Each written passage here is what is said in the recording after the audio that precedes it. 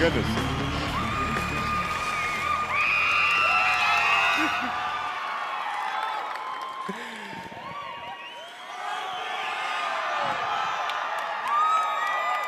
There's so many of you. Dressed so similarly. Hello, SkillsUSA. I'm so glad. Let me just get this out of the way before we get started. I'm so glad, personally glad, to finally be here with you. I want to thank each and every one of you for coming from wherever you came from to be here, for clapping and standing up when you did it. You all made me tear up a little bit there. Really, really great to see you. Secondly, let me apologize for being tardy. I'm not late tonight, but about 8 years ago, SkillsUSA invited me here, and it's taken that long for me to actually get around to it. I was just backstage now, talking to some of the other guys in the red coats, trying to figure out why it took so long for this to happen, and I started to make some notes. I normally don't use notes at all, but these excuses are valid, and I just want to get this out of the way. Dirty Jobs went on the air back in 2003, and sometime in 2004, the people that run this organization must have seen... That's very sweet. The people who run this organization called and said, hey, would you come and speak at our national convention? I said, you know, I'd love to. Let me check the Dirty Jobs calendar, and as luck would have it, I had a previous engagement in Nevada. Anybody here from Nevada? Oh, what a crazy coincidence. Any of you know Bob Combs, the pig farmer outside of Las Vegas? This guy, in 2005, I would have been here, but I had to go to Las Vegas, Nevada to meet a guy named Bob.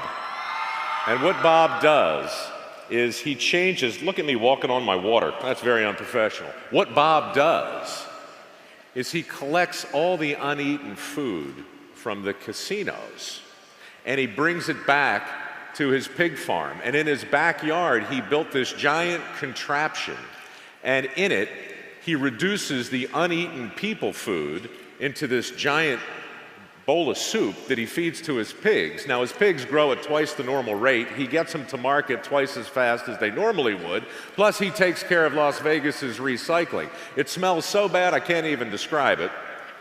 But the reason I wasn't here in 2005 is because I was with a guy named Bob and I smelled like a pig. Next year, when SkillsUSA called, I said, look, I'm going to be there, just let me check. And as it turns out, I had a date in Ohio. But this just wasn't any date. This was with a woman named Kristen Stanford. I don't know if any of you saw this episode, but in Ohio, they do this snake research at a place called Put-in Bay, right? And what Kristen does for a living is kind of fascinating. She captures Lake Erie water snakes, and she takes them back to her lab, and then she makes them vomit. And the way you make a snake vomit is you squeeze it like a tube of toothpaste, right? And the stuff that comes out of the snake's mouth, well, she analyzes it because she's a scientist, and she determines whether or not the snakes are still on the verge of being endangered based on their dietary patterns. So the reason I wasn't here in 2006 was because I was covered with snake vomit with a girl named Kristen in Ohio. Next year I was sure I was going to be here. It was 2007. I looked at the calendar and I was optimistic because it turns out Dirty Jobs is going to be in Kansas. Anybody here from Kansas by any chance? Oh, that's nice. Anybody ever been to Hutchinson, Kansas? There's a salt mine in Hutchinson, Kansas. Runs from here all the way up toward the Great Lakes. I spent a week in there one day, back in whenever it was. Dirty Jobs, very, very big on farming, big on mining. We've been in gold mines, copper mines, been in basalt mines, coal mines, bituminous and anthracite. But on that particular day, I was in a salt mine, and I learned more than I ever wanted to know about salt. You know, once upon a time, salt was more valuable than gold. Anybody know that? That's true. It's the kind of worthless stuff you accumulate in your brain when you work for the Discovery Channel, but You know, back in the day, they didn't have electricity, they couldn't make ice. Salt was the thing that made civilization possible. So I felt very good about being in a mine, but unfortunately it kept me from being with you way back in 2007. But in 2008, man, I was sure I was going to make it. But then I got a call from Michigan. Is there anybody from Michigan? Where'd you get those cool lights? Oh, they're fantastic. They don't have lights like that on the Mackinac Bridge, but that's where I went on that particular year. And I spent that day high above the Straits of Mackinac, painting the Mackinac Bridge green. Now, it's a green bridge, obviously, but the thing is, you never stop painting it. They paint it year-round, 365 days a year. And I walked all the way up the cable on the outside of the bridge just to change the light bulb at the very top. And to make a long story short, it was higher than I'd ever been at any given time, and something may have torn loose down here, and I just made a terrible mess in my own wardrobe, and I couldn't be here with you then because I pooped my pants, to be honest with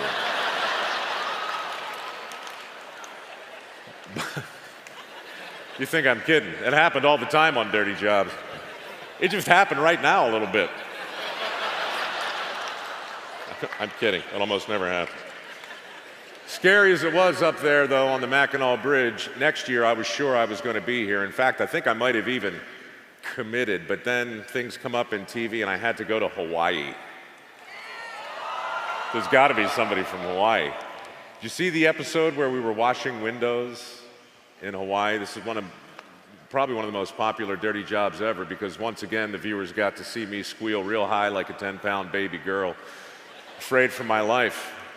My friend Dino washes windows over there, and it's the only state in the union where you can wash windows the old-fashioned way. You sit on a 2x4, call them a bosun's chair, right? They don't use scaffolding, and you rappel down the sides of these buildings with a squeegee in one hand and a rosary in the other, and you wash windows, and you just hope everything works the way it was supposed to work. And, well, more or less it did. My cameraman got his hair caught in one of the repellers and nearly scalped him, but he's okay now. And I couldn't be here back in 2009 because I was in the emergency room with my cameraman in Hawaii. Anyhow, you get the idea. In 2010, it was Nebraska. Who's in Nebraska?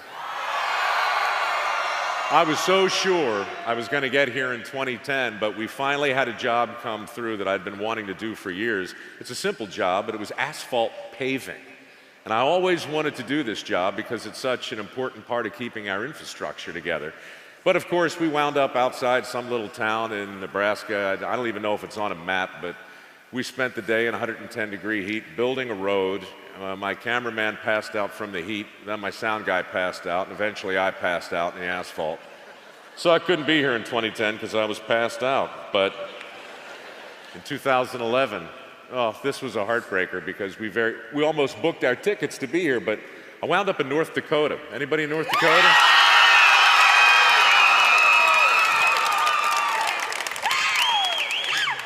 North Dakota just happened to be the very last dirty job we did in the U.S. And we were up in Dickinson, and here's a crazy thing about Dickinson, North Dakota. You know what the unemployment rate is in Dickinson right now? It's like -5%. More people work in Dickinson than live in Dickinson. They come from all over. They're working the natural gas. They're doing all kinds of things. Anyway, I went up there to put up a cell phone tower. And you guys know how it is up on the high plains. 1 minute the sun's out, you're up there with your TV crew, you're shooting a show. Again, you're 400 feet in the air, and the next minute you're in the middle of the clouds, and the lightning is everywhere. And anyhow, I couldn't be here in 2011 because I was getting electrocuted in Dickinson, North Dakota. Last year I was very optimistic, but then somebody at the network had a brilliant idea. They said, hey, what would dirty jobs look like if you just went to another country? I said it'd look a lot like it looks here, only further away, really. But they said, no, you should go to Australia. So I said, all right, I'll go to Australia. Nobody's here from Australia. But that's where I was this month last year, I was in an opal mine in Coober Pedy, Australia. This is a town you couldn't find on a map, but that's where they mine all the opals in the world, in the middle of the outback. And it's a pretty exciting job. And for me, one more opportunity to go head first into a long, skinny hole I didn't want to be in the first place. But that happened. This year, finally, Dirty Jobs has run its course. We did 300. We've been to all 50 states, which brings me here in front of you.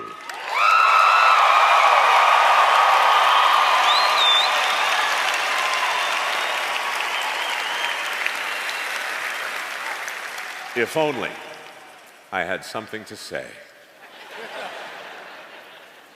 Actually, I've got quite a bit to say, but I know it's a long evening and I'm not going to take a ton of time. But I was standing backstage listening to everybody who spoke, and so many things struck me. It really is a struggle to know exactly how to address a crowd like this, because unlike so much of the country, you guys get it. You guys already get it. And for years now, and for years to come, I'll be out there with the same basic message. And that simple message is all those jobs I just mentioned, all the people that I met, from the guys who work on the bridges, to the guys who mine the salt, to the pig farmers, to the window washers, you know, they're doing pretty well. The pig farmer in Vegas, after that Dirty Jobs segment aired, was offered $75 million for his operation. He's a tradesman. He built that thing in his backyard. The show got some publicity and people wanted to buy it. Mostly they wanted to buy it because his pigs make Vegas smell funny, but the point is, that man's a success. That guy who washes windows in Hawaii, Dino, he was homeless 12 years ago. He was washing windows for food. Today, he has 50 employees and a contract for every high-rise on the main island. He's a tradesman. The people I work with on Dirty Jobs, year after year after year, always seem to do better than people think. They're continually surprised when I tell stories, and I've got 300 of them. I'm not going to tell them all to you. In fact, I'm not going to tell you any more about the show. What I want to suggest is what's on my chest. It says profoundly disconnected. And if I were to really sum up, people ask me all the time, what'd you learn? Really, Mike, what did you learn? 300 dirty jobs. And what I learned is that, well, let me say it like this. The CEO of Snap-on put it pretty well. This is the greatest country on the face of the earth. There's no doubt about it. It's not even close. I'm biased, I admit it. But I'll tell you, we've got some challenges, and we have a problem. And the problem isn't in this room. The problem is in the way a big hunk of the country thinks about the definition of a good job. This is tricky, all right? I'm gonna just take a minute and talk about it because I'm not an expert on any of this. I just know what I've seen over the last 8 or 9 years. And every state that I mentioned and the 42 that I didn't, people tell me the same thing again and again. They talk about how hard it is to find people who are willing to A, learn a skill, B, master the skill, and C, work their butts off. It's hard to find you guys. I was in an airport. I'm always in an airport, but this happened about 2 years ago. Walked off the plane, was walking down the jetway. Guy came up to me, dressed in a maintenance uniform. He was doing something under the plane, but he came on, he said, "Hey, Mike, I just got to stop you. I just want to tell you that wife and I love the show, and we watch it with our kids every Tuesday night. And it's really cool because we get to say to them, see all the people that do all the different things that make our civilization work. How cool is that?" And that was very gratifying, and I said, "Thanks a lot, I'm glad you watch." And about halfway through the food court, out in front of a Sbarro, some other guy comes up to me, about the same age as the first guy. He's wearing a three-piece suit. He looks prosperous, and he says, "Hey, Mike." And I say, "Yeah." And he says, Just want to tell you, love Dirty Jobs. Watch it with my wife and our kids every Tuesday. I said, oh, good, I'm glad to hear that. He said, it's so much fun. You know, the people are interesting, but it's nice to be able to say to our kids, see what happens if you don't go to college? Now, being a gentleman with impeccable manners, I didn't bother to point out that he was a schmuck. In fact,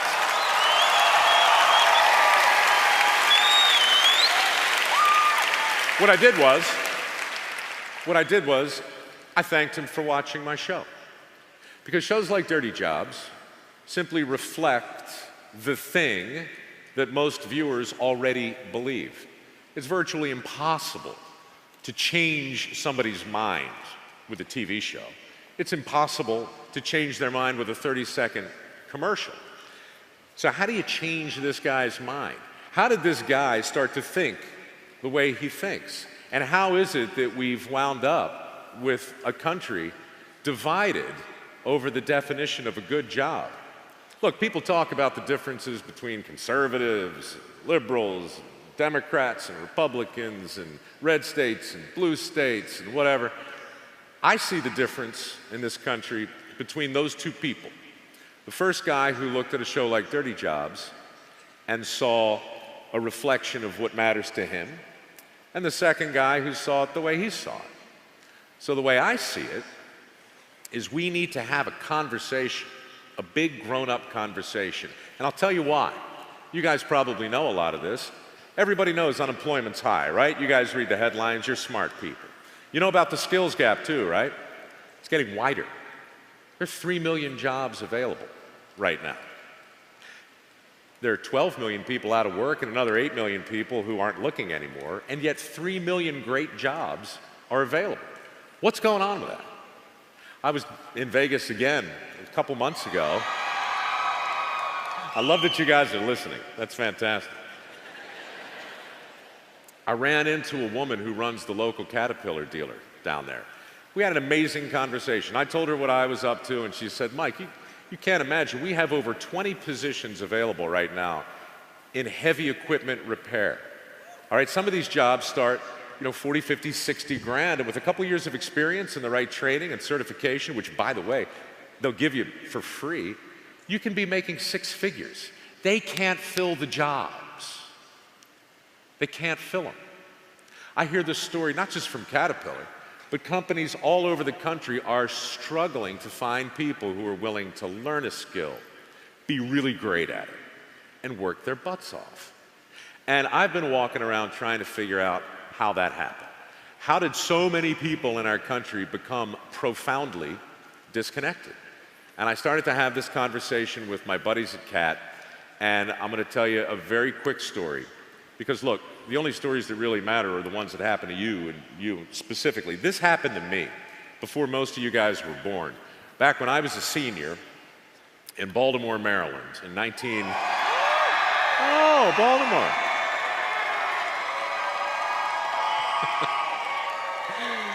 So I'm a name dropper, huh? Sue me. Represent, all right. I like it. I like it. Hey, Baltimore's a rowdy town. There's no doubt about it. I was just a kid. I was 17, and I was summoned to my guidance counselor's office. Mr. Dunbar was his name. And Mr. Dunbar wanted to have a conversation with me about my future, and he began to encourage me in a pretty persuasive way to go get a 4-year degree. Now, I got nothing against a 4-year degree. Truth is, I eventually got one. But at the time, I had some problems. First of all, I didn't have any money. Secondly, I didn't know what I wanted to do. And I was very honest with Mr. Dunbar, and I said, based on the above criteria, vis-a-vis my lack of funds and my complete and total ambiguity, I think it's best for me to go to a 2-year school, a community college. And he said, Mike, that is so below your potential. You don't want to do that. You want to get your degree, and then the world will open up for you. And I looked at him, and he looked at me, and then he pointed over his shoulder at something I'm going to show you right now. He pointed at a poster that he had hanging over his desk. And this is what that poster was. Take a look at it. We'll put it up on the screen if you can't see it. But give it a good look. Here's a guy holding a degree. And here's a guy holding a wrench. And my guidance counselor says to me, which one of these guys do you want to be? Now, this is 1979. And then, of course, the caption. The caption really jumps out. How's that for a bit of genius? Work smart, not hard. This was part of a college campaign back in 1979. And some of you have heard that expression. In fact, just by a quick round of applause, who has heard work smart, not hard before? Right. Now, that was kind of a trick I just did. I don't want you to applaud the sentiment. I just wanted to know it's not just me. Later on when you're bored, not now, but Google work smart, not hard. You'll see hundreds of pages. It's become the title of books. It's become the title of efficiency seminars, whatever that means. It's on swag. It's on book bags. I got a theory. I think that work smart, not hard is more than a platitude. I think it's more than a stupid cliche. I think it's the worst advice in the world. And I think we took it as a country. I think the country's full of people right now who actually believe they can find success by working smart instead of working hard. Now, in 1979, college needed a PR campaign, and this was a part of it. Posters like that were hanging all over high schools all over the country. It worked. College enrollments went through the roof and did so for the next 30 or 40 years. But some interesting things happened along the way.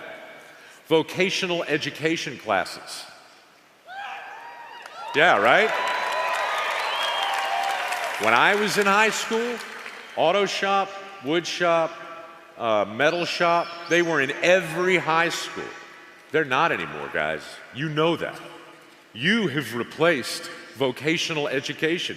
SkillsUSA has essentially become the connective tissue because as a society, we stopped valuing. What else happens? Well, the years go by. People line up to get into college because, hey, it's the best way to succeed, right? All you need is your 4-year degree and everything's going to fall into place. Did that really happen? I don't know. Right now, there are a lot of people who have a 4-year degree who can't find a job. Millions more have a 4-year degree and are working in a field that had nothing to do with what they studied. But worst of all, you've got a lot of people who paid a lot of money for a 4-year degree who went into debt. We have $1 trillion of student loans on the books right now. We're loaning money that we don't have to kids who'll never be able to pay it back in order to educate them for a job that no longer exists. You know what that is? That is profoundly disconnected. Say it with me. Profoundly disconnected. So I talked to my buddies at Caterpillar about this, and they say, you know, something ought to be done. We're doing what we can. Other companies are doing what they can. So here's what I can do.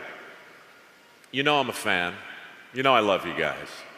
You know that you get it and so many others don't. So rather than tell you how fantastic you are, and rather than congratulate you for all that you've done and all that you're going to do, I decided to come here today to ask for your help.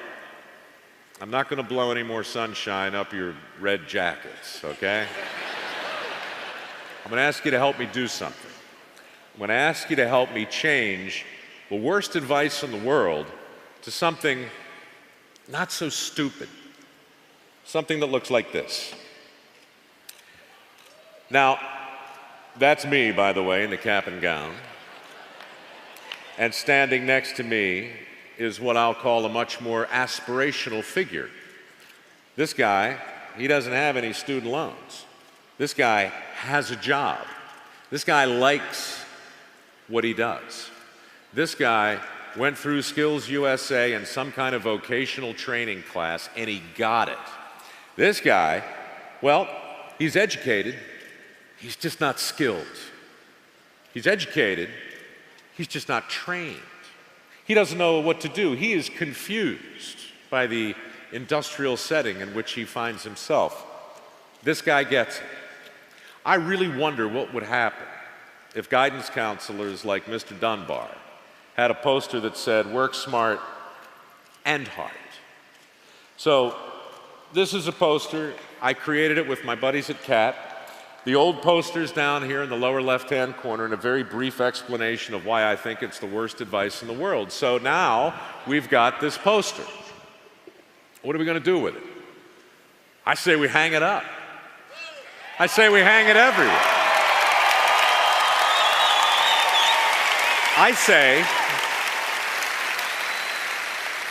I say that you guys, look, you guys are going to make a difference in your own life. You're already present for that. You're going to make a difference in your family's life. You get it.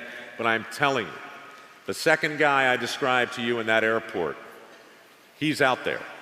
She's out there. Millions and millions of Americans are out there, and they don't understand the value that you bring to the table. They don't understand the importance of the jobs that I featured on my show for 9 years.